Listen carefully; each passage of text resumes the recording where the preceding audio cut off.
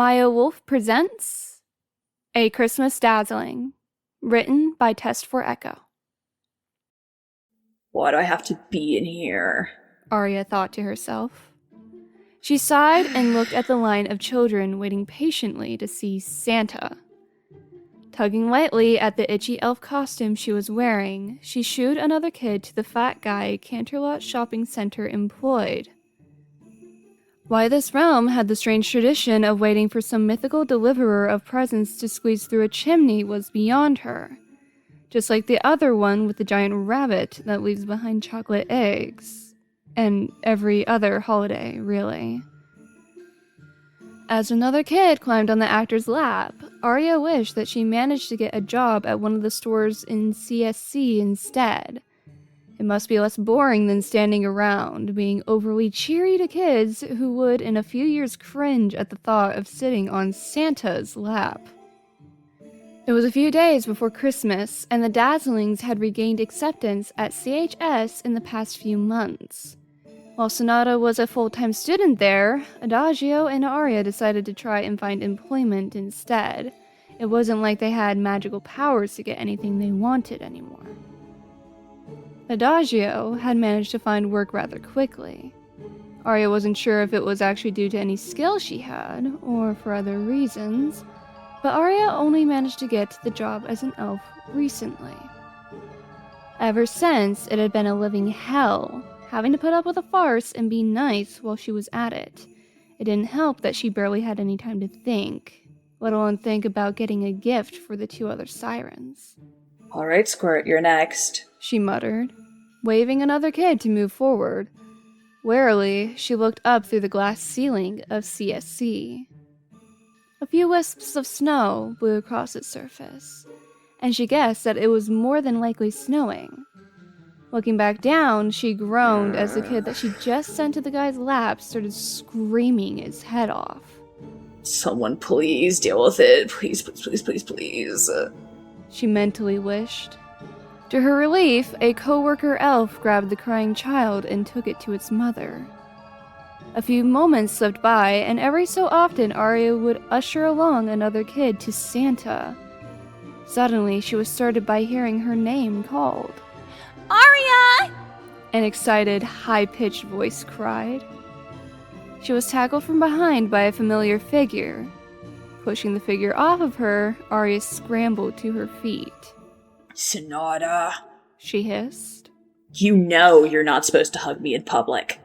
Sorry. The blue siren giggled. I was just excited to see you. It's been so boring with you working every night. Arya rolled her eyes. Sure it was. She appreciated Sonata's enthusiasm. Not that she'd admit it, but she swore that she was slowly turning more and more into that one rainbow, Pinkie Pie, or whatever. As she walked back to where she was supposed to be, she asked, What are you doing here? Just getting a little bit of shopping done. What, is that illegal when you're here? Arya heard another familiar voice say. Not even bothering to turn around, she sighed. No Adagio, but I thought that grocery day was tomorrow. Money was rather tight in the Dazzling household, so everything was structured to make sure that it would go to what was needed. Silently, Arya motioned for a pair of kids to move along, getting them that much closer to their veritable wishing well. Turning back around to look at her fellow sirens, she said, Look, thanks for stopping by, but I'm busy. Yeah. Adagio huffed. She motioned for Sonata to follow her as she started heading down the nearest escalator. Just don't work too late. They're calling for another good dumping of snow. Yeah, my shift's gonna be done soon. Arya didn't even need to be reminded about that. Soon enough, things settled back into the relative rhythm of an elf. Wait a couple of minutes, usher the next brat forward, rinse, repeat. She was just thankful that she wasn't the one next to Santa, having to hear some of the absolutely ludicrous gifts these kids wanted. From the rare time she actually talked with one of them, she knew from her co-workers of some of the tall tales. Scuba gear, their own fire department, a magical living talking horse. The list went on and on. She smirked as she remembered that last one. Wouldn't that kid want to know where she came from? Eventually, a haggard-looking mother of 3, her youngest on her shoulders and happily tugging on her hair, brought her children into the wait line. Arya caught out of the corner of her eye one of the kids picking his nose and then wiping the guilty finger on the kid in front of him. Great, Arya thought, slumping her shoulders a bit at the act. one of those kids. As the line continued to move, the kid decided to wander off when his mother's attention was distracted by the one on her shoulders.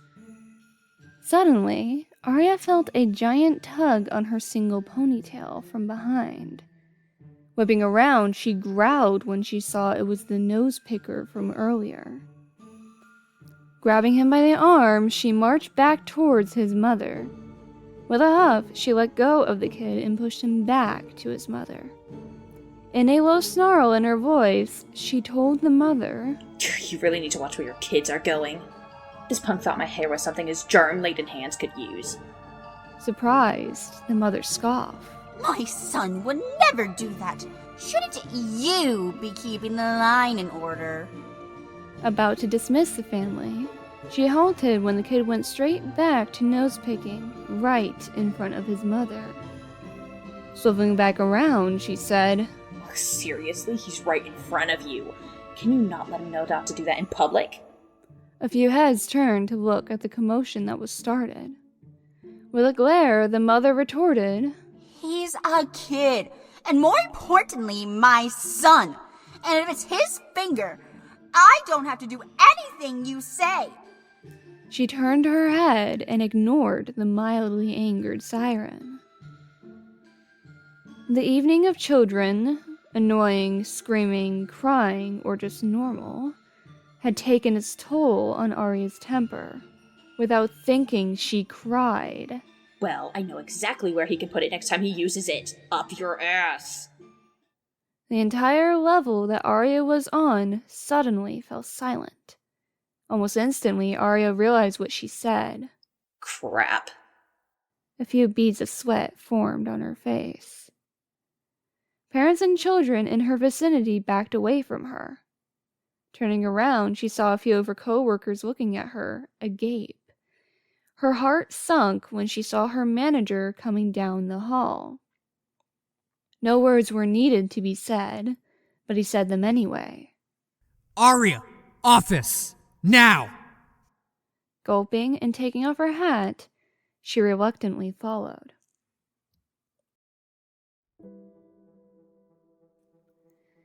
Inside the small office, her manager sat behind his desk and motioned for her to do the same.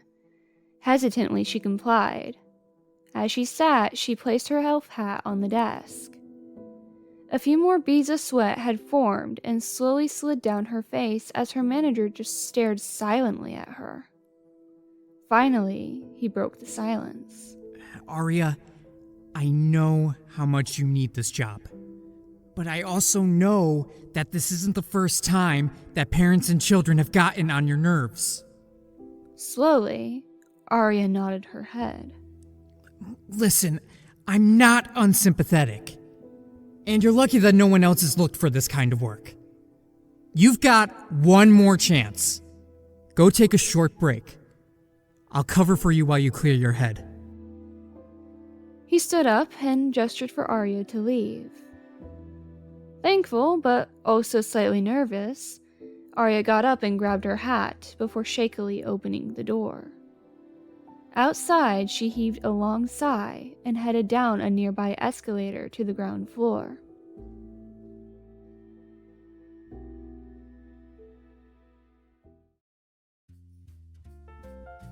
Up your ass.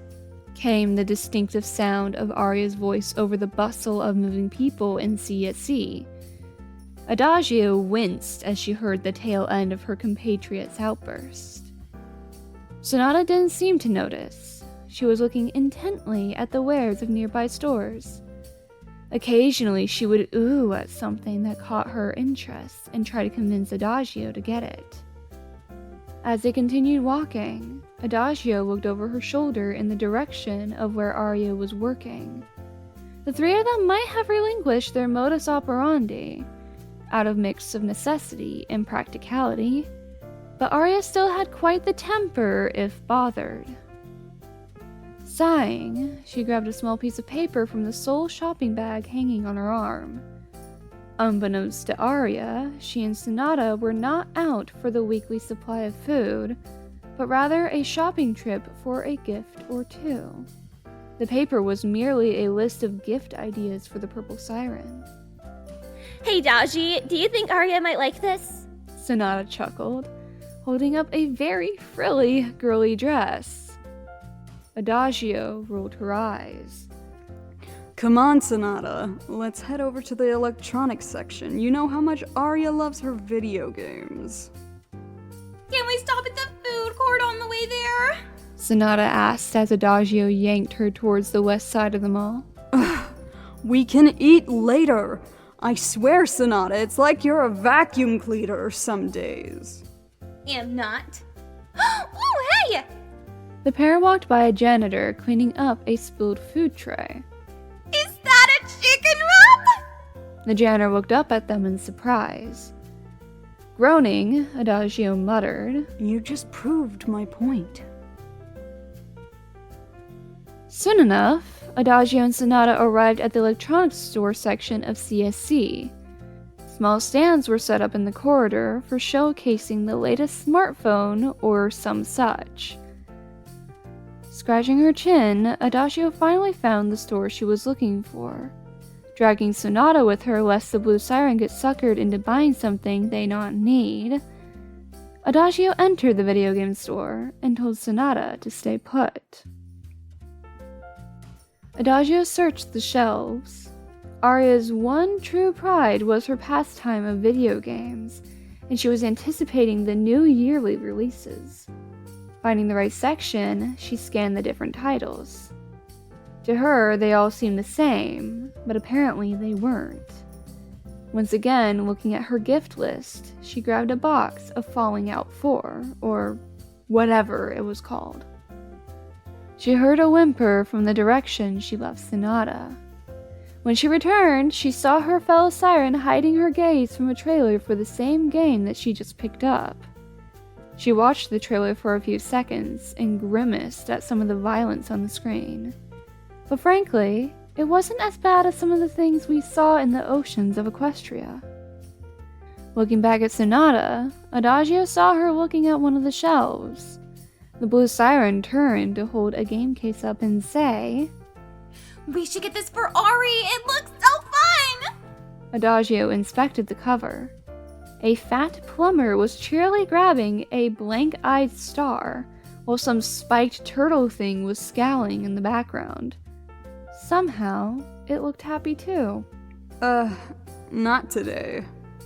Adagio replied, to Sonata's disappointment.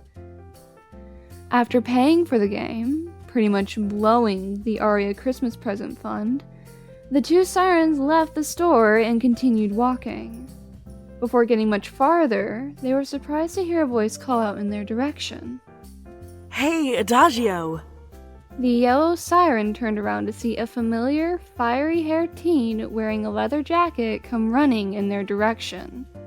Behind her, a couple of the other girls were walking in their direction as well. Well, well, well. Hello, Sunset. Adagio playfully cooed. She always found it humorous to tease the girl. Grunting at Adagio's greeting, Sunset Shimmer asked, looking between the two sirens, What are you doing here? We haven't seen each other in a while. Aw, miss me already? Adagio teased. She laughed when Sunset rolled her eyes in slight embarrassment. We're out getting something for Arya for Christmas. She eyed Sonata as her fellow siren greeted Pinkie Pie, who had just caught up with Sunset. What are you doing? I expected you would have been organized enough to get your shopping done in time. Oh, you know, taking care of another school disaster can have some long-term effects. Sunset sighed. A hint of an idea came into her eyes. You know, you could always try and roll again. Then who'd take care of the girls? Adagio replied. Out of the corner of her eye, she caught sight of Sonata and Pinky goofing around with one of the Christmas trees set up in the halls. As much as I like to keep chatting, She continued, looking down at her watch. I have to make sure that I get Arya's present wrapped and Sonata kept in line. Happy hearthwarming! Sunset called as Adagio grabbed Sonata. Oh, yes, maybe dinner at your place? Adagio replied, making a calming gesture and snickering as the teasing implications hit Sunset. Looking at her watch again, she decided that it wouldn't be much longer until Arya was finished with her shift. Might as well wait until she's done. She thought, reining Sonata in from rushing into the food court as they passed by.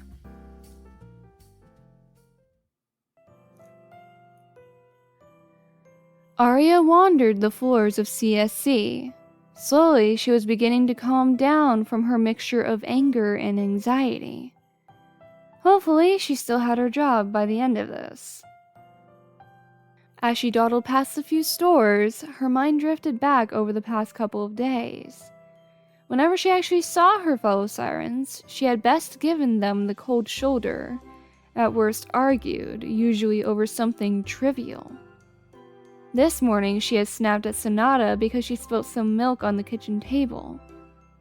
Sighing, she looked through one of the nearby store's entrances. Suddenly, an idea came into her head. Digging through the pockets of her elf outfit, she found her wallet. After checking she actually had some money, she walked with renewed purpose towards a nearby clothing store. A little hesitantly, she entered the store. Looking again at her still-held wallet, she investigated the store.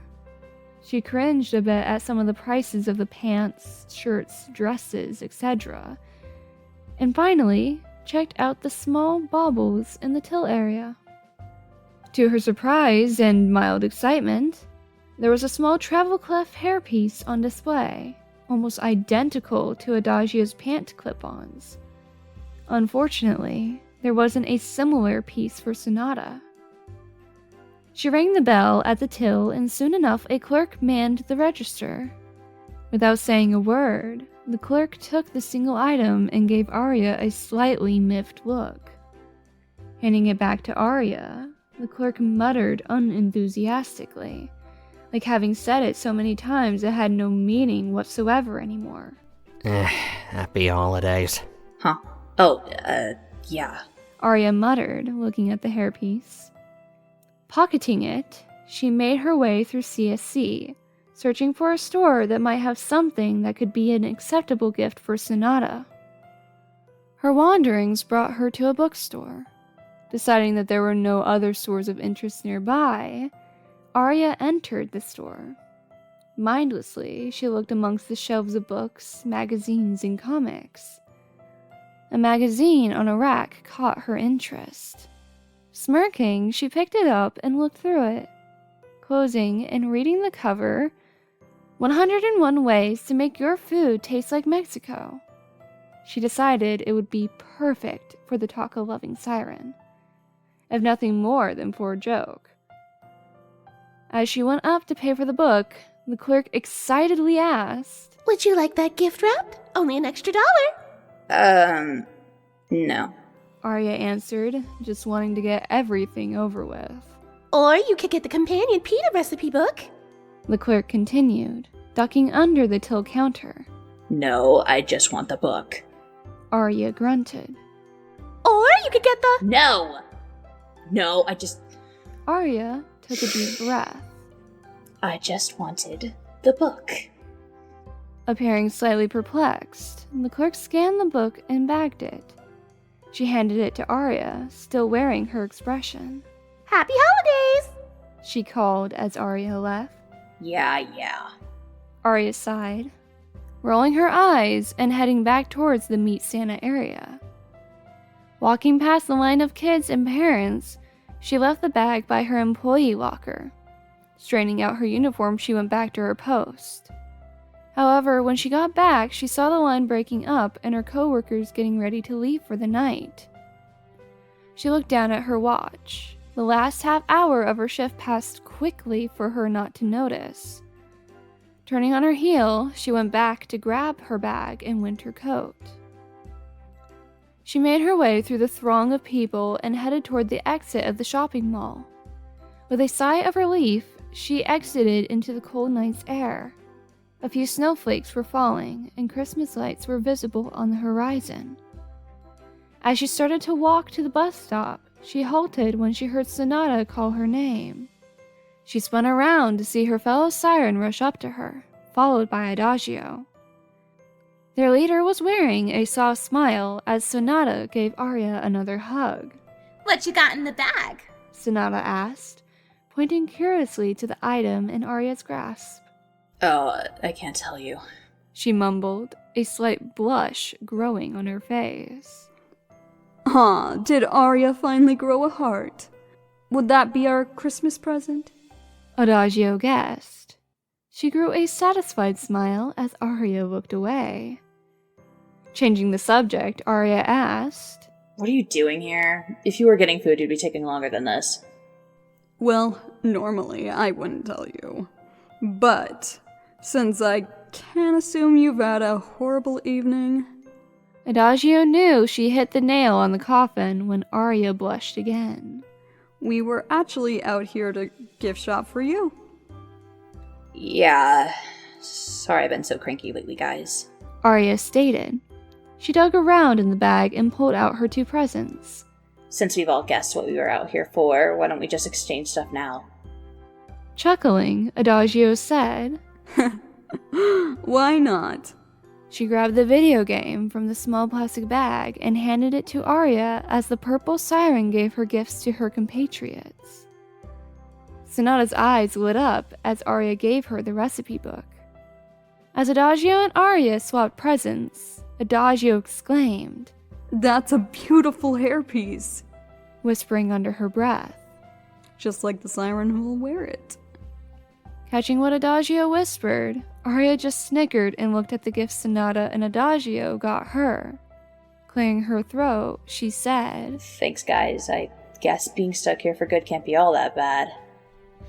Hey, how about we go home and watch a movie? Sonata cried, breaking the moment. Sure. There's little else to do. Adagio concurred. The trio made their way towards their slightly rust-bitten car. Sonata looked at Arya. Merry Christmas, Ari. Adagio hummed in agreement. Sighing, Arya replied, Yeah, Merry Christmas, guys. A soft snowfall began to fall as the Dazzling's car made its way out of the CSC parking lot and into the Yuletide night.